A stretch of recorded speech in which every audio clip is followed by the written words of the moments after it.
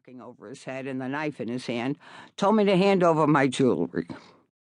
I can't, I said. I'm doing a movie. I wore them on camera. I have to match in the shots. They exchanged looks, and I suppose, this being Hollywood, they understood. They grabbed some cameras on a shelf instead. By now, my facial mask had hardened, making it difficult to talk. As the bad robber went to look around the house again, he instructed his ninja partner, a.k.a. the good robber, to watch me. He said something along the lines, if she moves, kill her.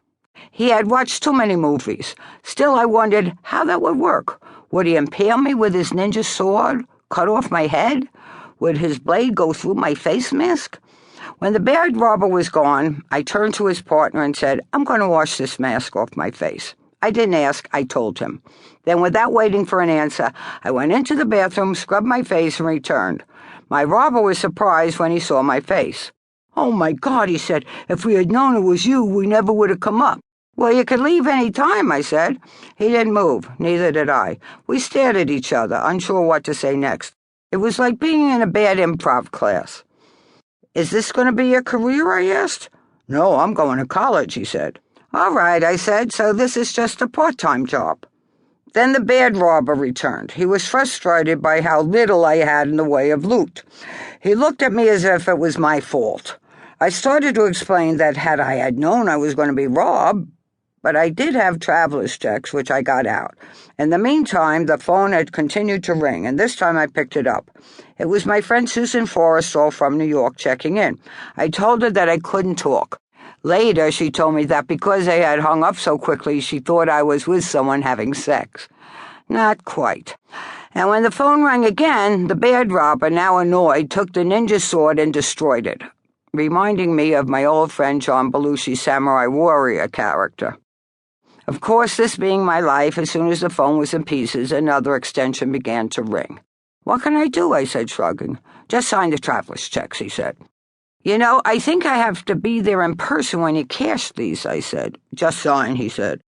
I'm sorry I don't have more for you, I said. I have a Roy Rogers plate in the kitchen I think might be a collector's item. The phone rang again, and I answered it. This time it was the police, a Lieutenant so-and-so. Are you okay, he said. So far, I said. Do you know these people? No. He asked a number of additional questions. Since we had already established the basics, they struck me as superfluous. Actually, they struck me as stupid and pointless. I was being robbed. The robbery was in progress. The robbers were in my home. I did not know them. They were robbers.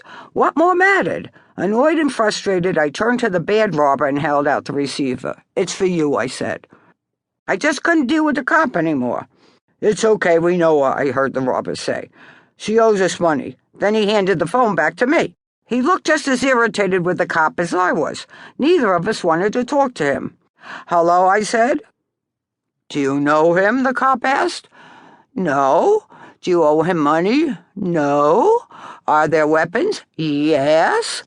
All of a sudden we heard a helicopter hovering overhead and the house filled with a bright light from its spotlight.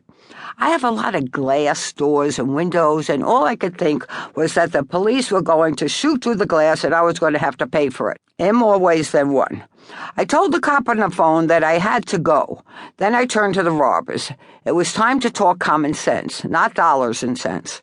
Listen, you see that helicopter up there, I said? Now, the three of us are in the same situation. They're going to come through here and probably shoot you, and maybe me too. I don't know. But there is a way out of here. Out the back and down the hill. So they took off one way and I went upstairs. There were cops everywhere.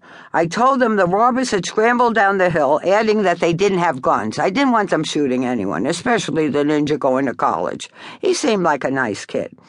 I didn't have to wait long for a resolution. Within a few minutes, cops down the hill radioed that they had caught the bad robber. He was hiding in the neighbor's bushes down the street. They wanted me to identify him, but they wouldn't bring him back to my place because he wasn't on my property. Instead, I had to go outside in my pajamas in front of all the press that had gathered, get in a cop car, and let them drive me down to the bottom of the street where they were holding him. His mask was off, but I nodded in acknowledgement. That was the same guy. Like a bad ninja, he scowled at me. I should have killed you when I had a chance, he said. That's pleasant, I said. The next morning, the press knew of the story.